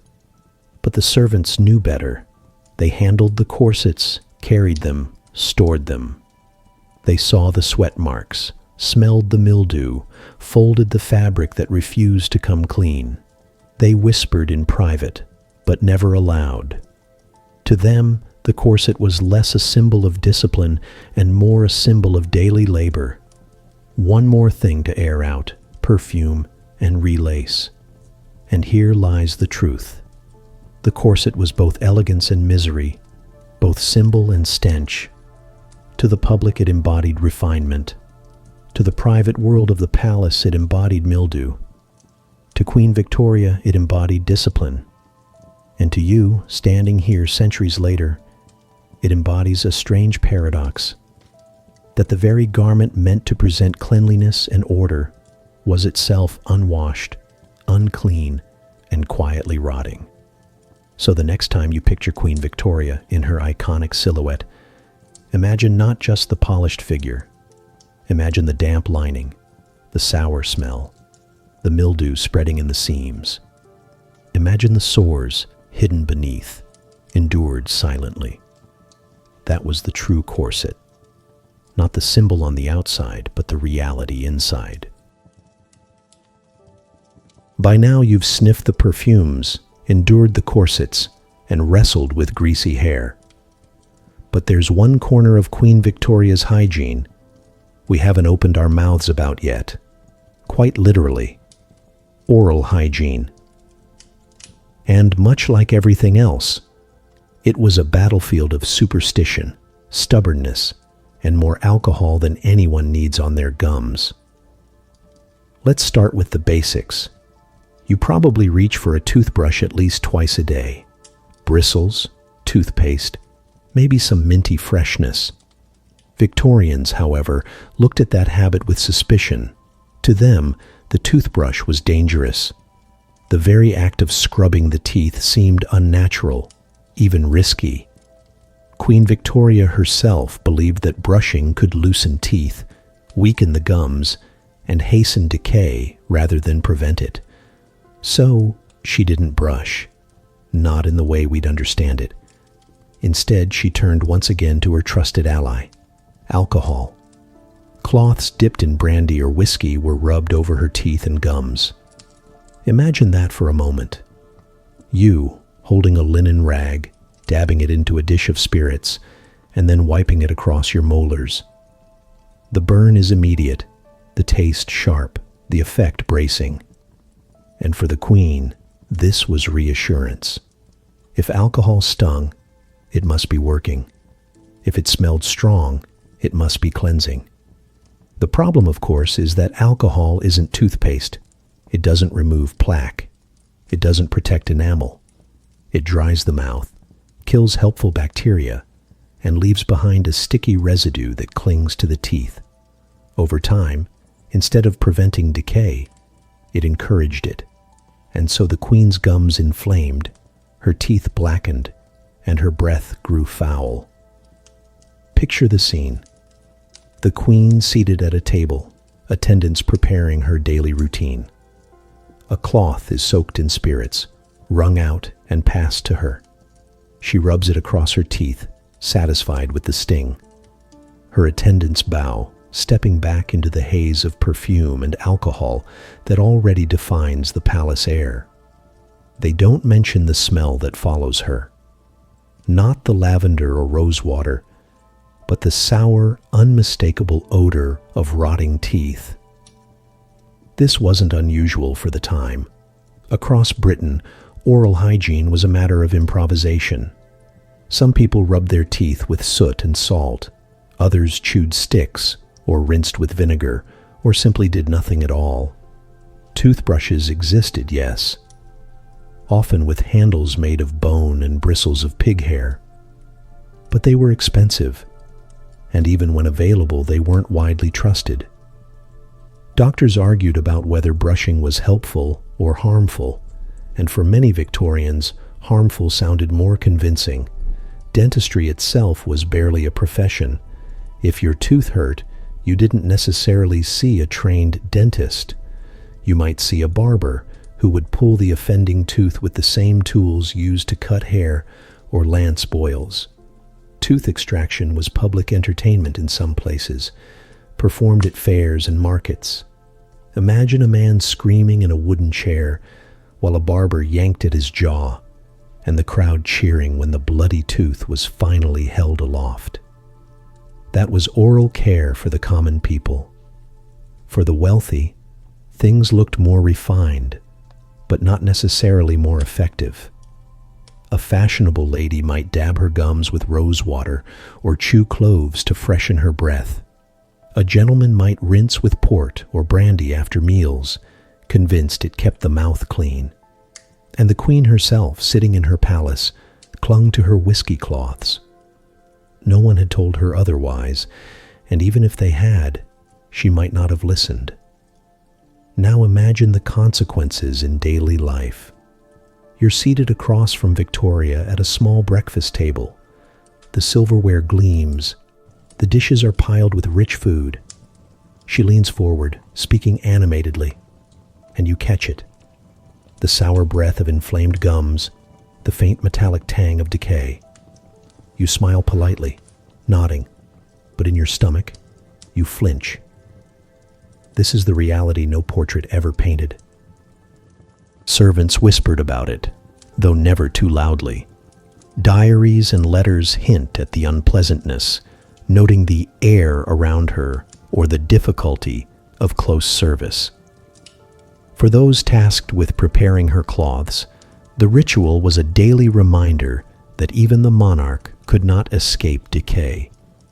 They soaked, wrung, and folded, hands stinging from spirits, knowing the cloths would be back again tomorrow, no matter how little they helped.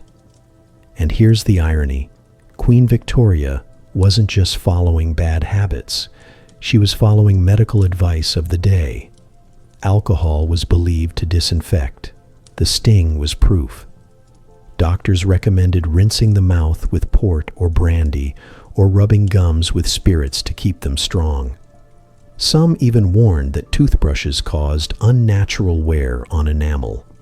In other words, she was doing what seemed sensible. But sensible in the 19th century often turned out to be disastrous. It's worth remembering, too, that diet played its part. Victoria loved rich foods, beef, puddings, cakes, and endless cups of sweetened tea. Sugar clung to teeth, feeding decay. Without brushing, it built up quickly, turning her mouth into a slow battlefield. By her later years, her teeth were in poor condition, her gums swollen, and her breath so strong that even courtiers noticed, though none ever dared say a word. Compare her situation with the poor. A working-class laborer might lose teeth young, not from lack of brushing, but from poor nutrition and grinding work. By 40, many had gaps in their smiles, their mouths lined with pain. The queen, by contrast, had better food, better access to remedies, and more servants to attend her.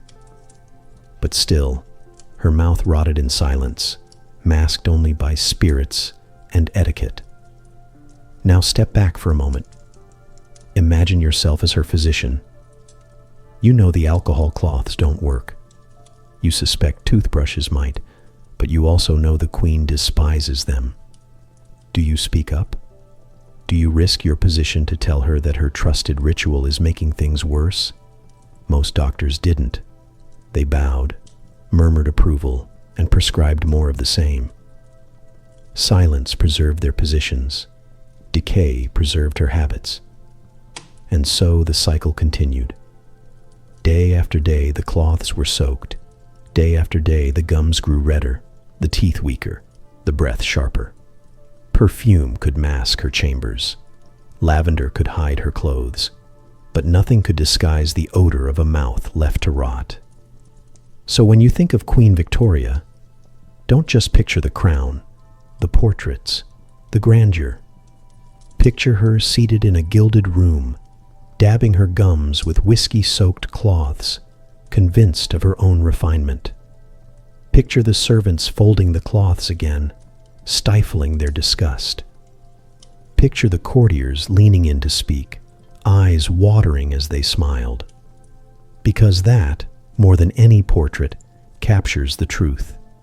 Even the monarch of an empire could not perfume away bad breath. So far, you've survived the queen's greasy hair, her corsets steeped in mildew, and the suffocating perfume clouds that passed for refinement.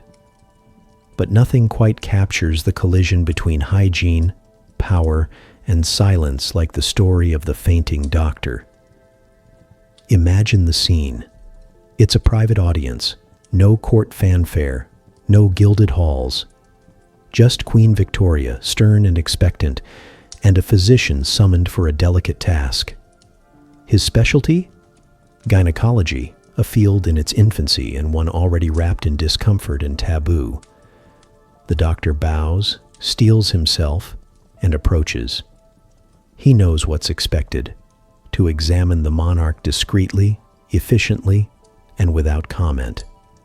But what he doesn't know, not yet, is that the task is about to overwhelm him in a way no medical training ever prepared him for. Because as he begins, the reality of Victoria's hygiene rises to meet him. Weeks of unwashed linens, reused cloth pads, chamber pots hidden under beds, and a body cleansed only with alcohol rags and perfume. It's not the clinical setting he might have dreamed of when choosing medicine. It's heat, odor, and intimacy rolled into one suffocating moment. And then it happens. The smell proves too much. The doctor falters, sways, and collapses in a faint. The monarch of an empire sits bewildered, while the man appointed to treat her lies on the floor. For a moment, the silence of the room is absolute, broken only by the queen's indignation. Because here's the twist. Victoria didn't blame herself. She didn't pause to reflect on whether her habits might have caused the problem. No, she blamed him. The fainting doctor, in her eyes, wasn't overwhelmed by her hygiene. He was weak. and weakness had no place in her service. From that moment forward, male physicians were largely barred from such examinations. The queen would not tolerate their fragility, as she saw it. Instead, midwives and female attendants were preferred. It was a decision rooted not in reform, but in indignation. She hadn't been the problem. He had. Her word made it so. Now pause and consider what this reveals. On one level, it's comical. The image of a doctor fainting in the presence of his queen, undone not by nerves, but by odor. On another, it's profoundly symbolic. Power could redefine truth. Hygiene remained taboo because the queen's authority demanded it. If she said the problem was weakness in others rather than filth in herself, then weakness it was. Silence prevailed, as it always did in her chambers.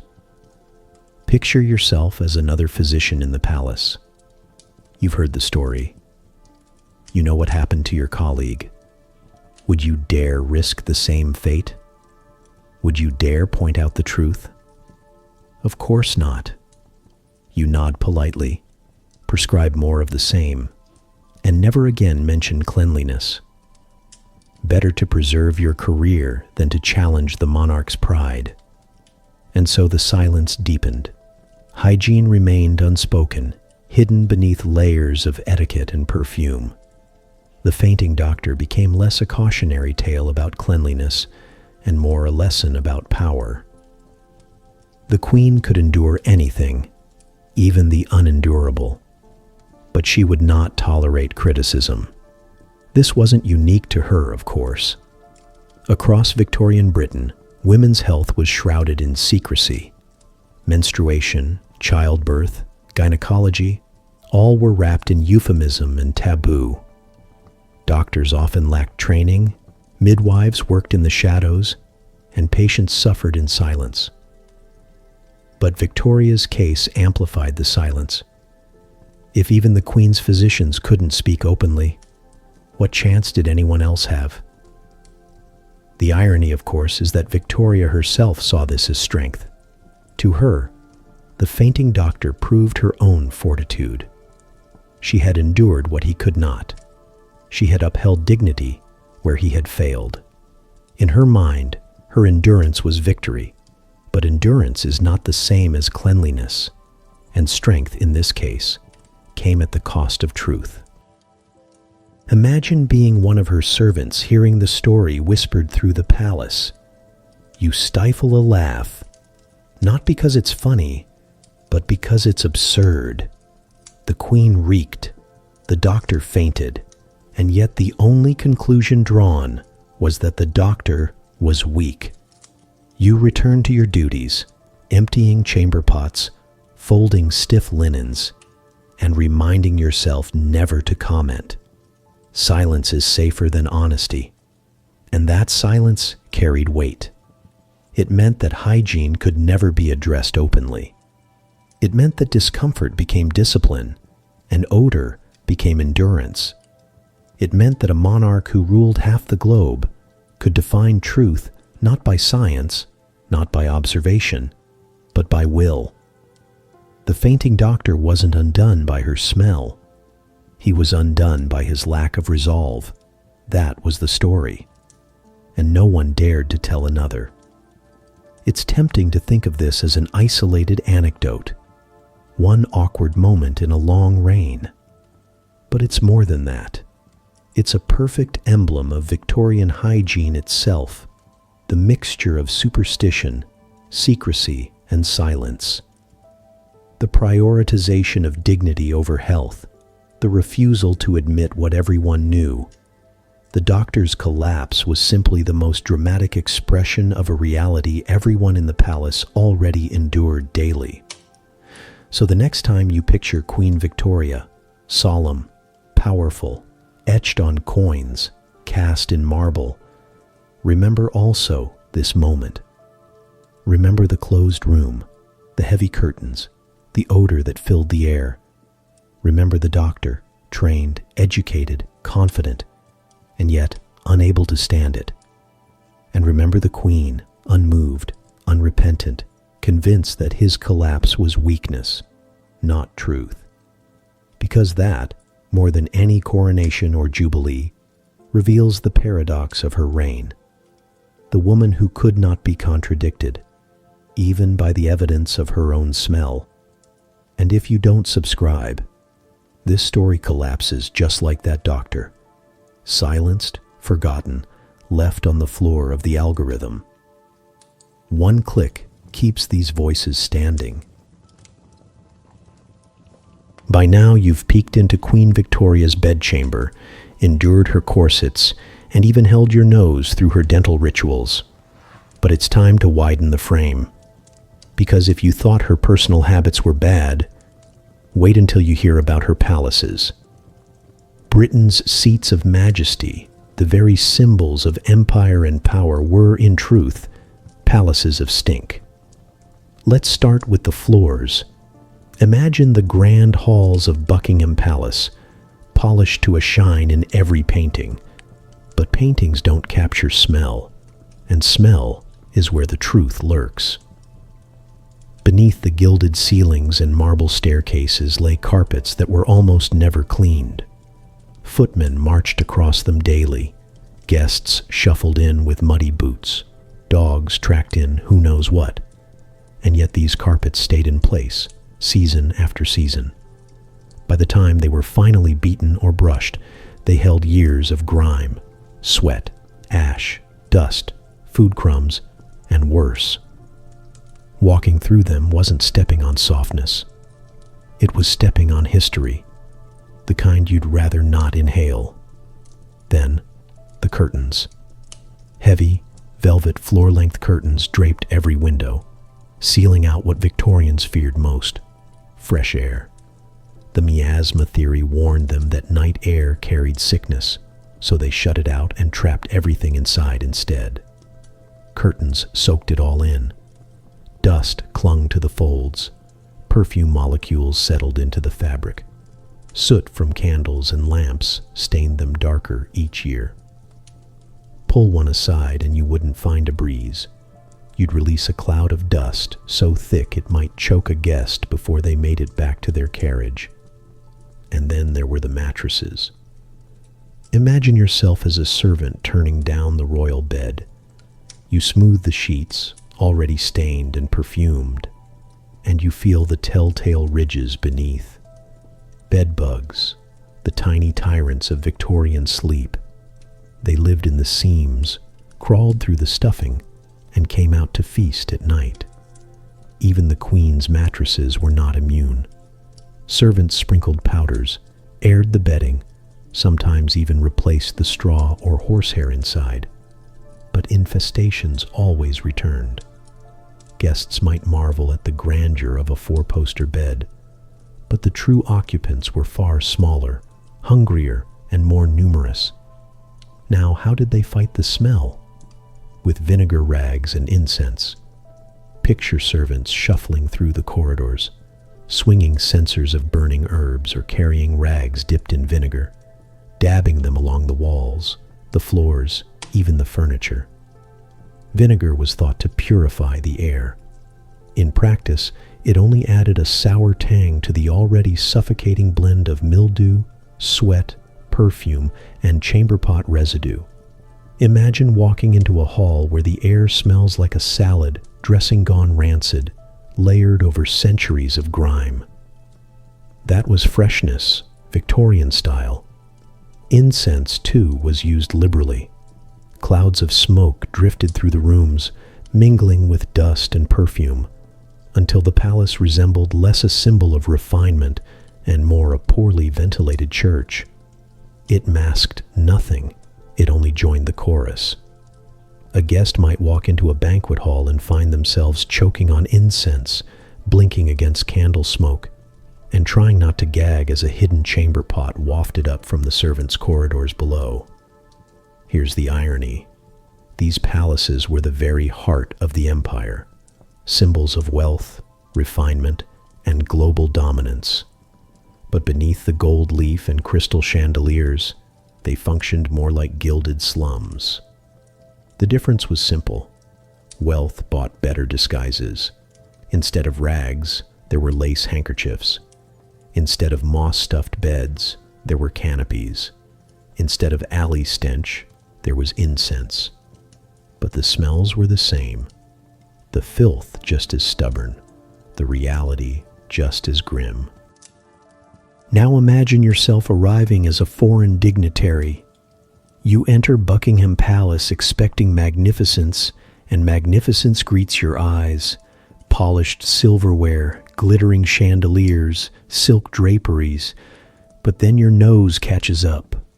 The carpets smell faintly of mold. The curtains shed dust as they sway. The bedchamber reeks faintly of vinegar, overlaid with something sourer you can't quite name. You bow, you smile, you tell your hosts how splendid everything is. And privately, you wonder if you'll ever scrub the smell out of your clothes. Even courtiers knew the truth. Diaries and letters sometimes slip into candor, describing the oppressive air, the dust-choked rooms, the endless battle against bedbugs and odor. They don't often mention it outright. To do so was risky. But hints survive. A footman noting the must of the hall. A maid writing about endless vinegar cloths. A visitor remarking on incense thick enough to obscure the tapestries. These were the details no official portrait would dare include. But the greatest irony, London itself reeked. The Thames belched sewage, streets overflowed with refuse, and factories belched smoke into the air. Ordinary Londoners were choking on the great stink. And yet, inside the palaces, where you'd expect some escape, the situation wasn't much better. Gilded ceilings and royal guards didn't keep out dust, mildew, or bedbugs. They only disguised them. A palace was, in many ways, just another part of London's grand slum, only shinier on the outside. And Queen Victoria accepted this without question. To her, this was life. Curtains must be heavy to block the deadly air. Carpets must remain plush, no matter the dirt beneath. Vinegar rags must be waved to purify. Incense must be burned to elevate. Bedbugs were nuisances, yes, but hardly unique. To endure them was to endure life. Comfort wasn't the goal. Discipline was. So the next time you picture Buckingham Palace, don't just imagine the grand facade, the balcony appearances, the military precision of the guards. Picture the carpets unwashed for months, the curtains shedding dust with every tug, the mattresses crawling at night. Picture servants dabbing vinegar along the corridors, incense clouding the air, and guests smiling tightly through the haze. That was the true palace, less a symbol of purity, more a monument to the art of disguise. Because in the end, a palace of stink is still a palace. It may be infested, dusty, and sour, but so long as it gleamed on the outside, it served its purpose. And Queen Victoria, like her subjects, learned to live with the smell. By now, you've survived the bedbugs, gagged at vinegar rags, and choked on the incense of royal chambers. But there's another layer of palace life that tied hygiene and odor together in a most unavoidable way: food. Because when you dined like Queen Victoria, you didn't just feast like royalty, you also lived in the lingering smell of it. Let's start with her meals. Victoria was not a delicate eater. Accounts describe her plowing through courses of beef, venison, fish, puddings, sweets, and more at a pace that startled even her courtiers. She loved her meat hearty, her beer plentiful, her sweets rich. Breakfast alone might feature eggs, kidneys, cold meats, bread, and tea thick with sugar. Dinner was an event: roasts glistening with fat, gravies steaming, puddings dense enough to sink a ship. To sit at her table was to watch a monarch eat with unapologetic appetite. But food in the 19th century didn't arrive sealed in neat plastic. It arrived as it was. Meat fresh from the butcher, often not so fresh at all. Vegetables coated in earth, fish hauled in, gutted, and perfumed with the river. Kitchens buzzed with preparation, but they also reeked. Animal fat was rendered in vats, refuse scraped from plates, scraps piled up in corners. The drains beneath the palace carried this waste away, or at least they were supposed to. In truth, the drains often backed up, clogged with grease, spilling foul water into the kitchens themselves. Now imagine the palace dining rooms. After a heavy feast, odors didn't simply vanish. The mingled smells of roasted beef, spilled beer, gravies, and sauces clung to the air, seeping into carpets, curtains, even the queen's gowns. Without modern ventilation, the atmosphere thickened as courses rolled on. By the time dessert arrived, you were already breathing in a blend of sweat, wine, and slow-rotting leftovers. Guests, of course, pretended not to notice. Etiquette demanded admiration, not honesty. Picture yourself as a servant clearing the table. The plates are heaped with bones and crusts, sauces half congealed, puddings collapsing into themselves. You scrape everything into a bucket, carry it down into the kitchens, and add it to the growing pile of refuse waiting for disposal. The stench is overwhelming, a marriage of fat, sour beer, and vegetable peelings already turning. You gag, but you keep working. No one complains. This, after all, is the palace. And here's where the real irony hits. The palace kitchens, the very heart of royal dining, weren't much cleaner than the streets outside. Drains clogged, refuse piled up, and rats thrived in the shadows. Servants wrote about vermin scuttling across floors, or about swatting flies while preparing meats for the queen's table. Civilization's progress, it seemed, meant dining amid rot. Now, widen the frame further. Outside the palace walls, the Thames rolled by, swollen with the filth of an entire city. In the infamous summer of 1858, the Great Stink made London nearly uninhabitable. Raw sewage poured into the river, and the heat turned it into a stew of stench. Politicians stuffed handkerchiefs against their noses, even soaking them in vinegar to endure the air. And yet, inside Buckingham Palace, the same battle played out on a smaller scale. Drains choked with grease, air thick with feasts, curtains and carpets holding it all in. The palace and the Thames were mirrors of each other, both symbols of progress, both reeking with the consequences. It wasn't just the food itself, it was the mingling.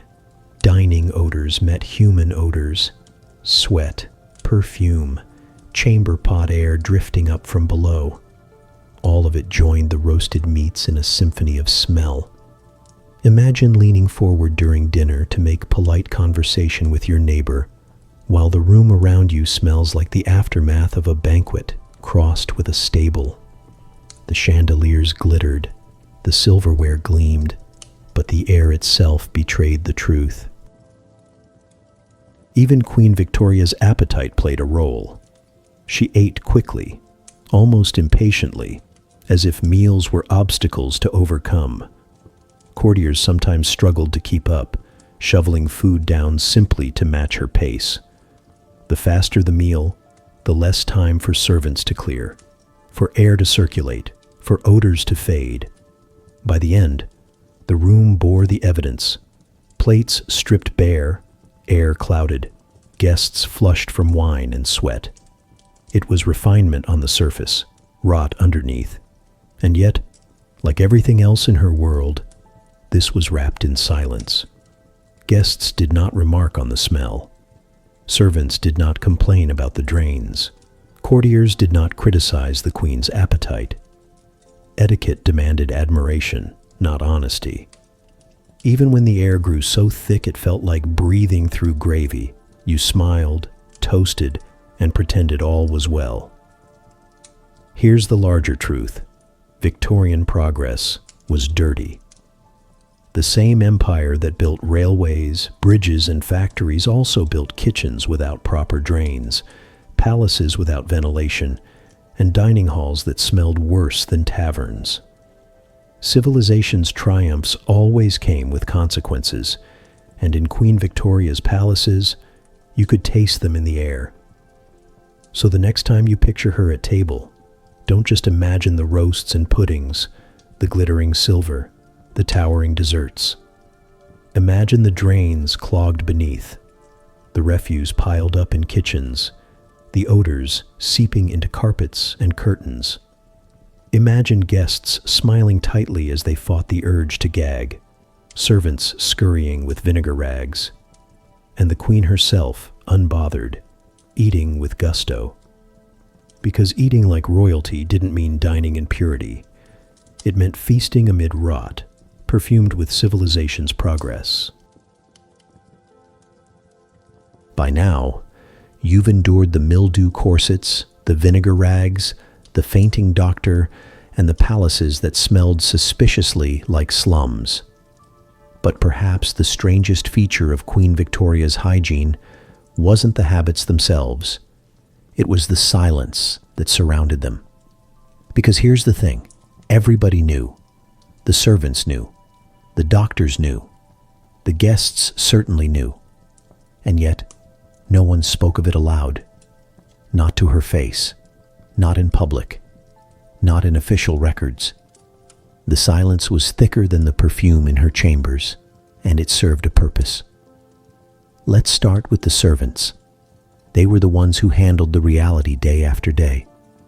They folded the stiff handkerchiefs, aired out the corsets, wrung out the alcohol cloths, and carried away the chamber pots. Their hands touched what no one else dared imagine. And yet, they were sworn, not by formal oath, but by the invisible contract of service, to silence. A maid might mutter in a private letter about difficult linens or odorous duties, but she would never dare say more. To speak the truth aloud was to risk everything.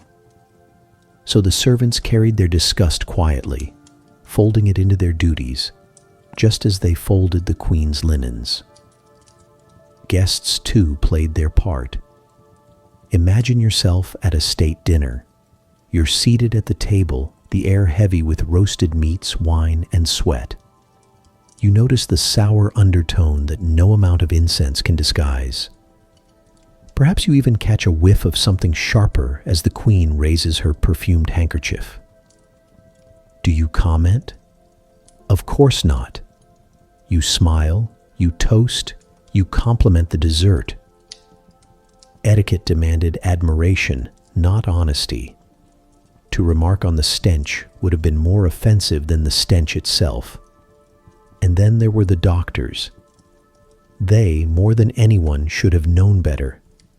They saw the sores caused by corsets, the inflamed gums, the linens stained with blood. They knew that alcohol rags and perfume clouds weren't substitutes for cleanliness. And yet, they rarely said a word. Why? Because they valued their positions more than the truth. The fainting gynecologist had already proved the danger of honesty. Better to nod politely, prescribe more of the same, and avoid the queen's wrath. Silence preserved careers, even as it erased reality. All of this created a strange paradox. The queen lived in an environment everyone knew was foul, yet everyone pretended was refined. Etiquette demanded that the filth be invisible. And in that invisibility, hygiene became one of the monarchy's best-kept secrets. Letters and diaries from those on the margins sometimes let the truth slip through. A laundress complaining of stiffened lace, a footman writing about the must of palace carpets, a visiting dignitary noting the dense air in a drawing room, tiny cracks in the silence, fragments of truth preserved by accident, but never anything explicit.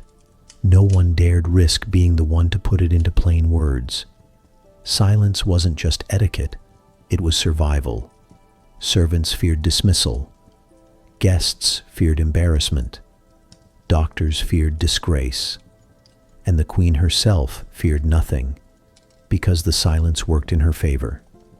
It preserved her dignity, even when reality gnawed at its edges. To acknowledge the truth would have been to undermine the image of refinement and control that defined her reign. Better to let silence reign instead. Now imagine yourself in her court. You know what's real. You've smelled it, seen it, scrubbed it.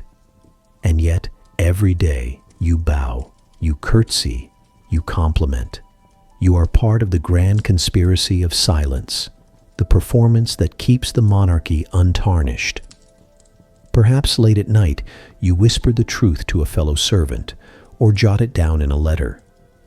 But in the daylight, your lips are sealed. That's how the system worked. That's how it survived.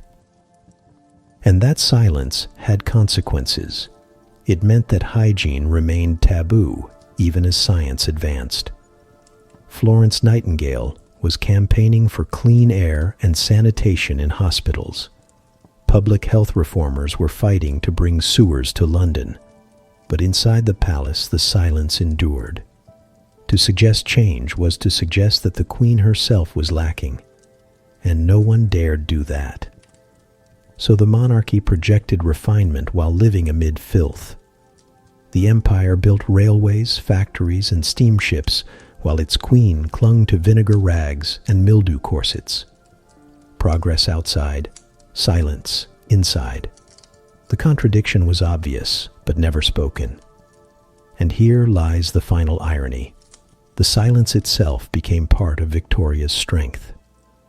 Her subjects never saw her falter, never heard whispers of foul odors, never read scandals about her hygiene. She was dignity personified, because everyone who knew the truth kept their mouths shut. The very habits that would have embarrassed a lesser person were erased from history by sheer force of silence. But history has a way of leaking through the cracks. Servants' letters, physicians' notes, whispered anecdotes. They survive, faint but undeniable. And now, centuries later, the silence has broken. You're hearing what no courtier dared say aloud. You're breathing in the truth that perfume and etiquette tried to mask. So the next time you picture Queen Victoria, stern, regal, immortalized in marble, remember also the silence. Remember the servants who folded stiff linens without complaint, the guests who smiled through the stench, the doctors who swallowed their objections. Remember how silence preserved dignity but erased reality. Because in the end, her greatest shield wasn't perfume, or corsets, or alcohol cloths. It was silence. And silence, for better or worse, was the perfume of monarchy. And so, after 3 long hours together, we close the curtains on Queen Victoria's private world. A world where the same woman who ruled an empire, who placed her face on coins, stamps, and monuments, lived each day surrounded by odors that no crown could disguise. The corsets, the vinegar rags, the alcohol cloths, the mildew, the handkerchiefs stiff with secrets. These weren't quirks. They were her daily reality. Her reign reshaped the world. She presided over the Industrial Revolution, the expansion of empire, and the transformation of Britain into a global power. Yet for all that grandeur, she was also a prisoner of filth. Her palaces, her chambers, even her own body carried with them a truth hidden behind etiquette and silence. That refinement is often only performance. And in her case, performance was drenched in sweat, perfume, and silence. It's a strange comfort, isn't it? that the most powerful woman of her age fought the same battles against smell, discomfort, and decay as her poorest subjects, only with lace and servants to fold it all away. The empire might have stretched across the globe, but its queen still lived with chamber pots and vinegar-soaked cloths. Civilization's progress, it seems, has always smelled a little sour. And here's where I turn to you. If you've made it this far, you've already done something her servants never could. You've listened without flinching, and you've allowed the truth to be spoken aloud. Don't let that vanish back into silence. Subscribe, or else this story, and this channel, will sink into the algorithm's abyss, buried just as her secrets once were. And as you drift off tonight, remember you can take these stories with you ad-free anytime.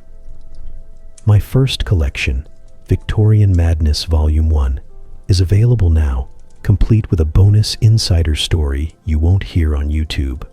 Only a handful of copies are released at this time, and the link is waiting in both the description and pinned comment. Now close your eyes. Rest easy.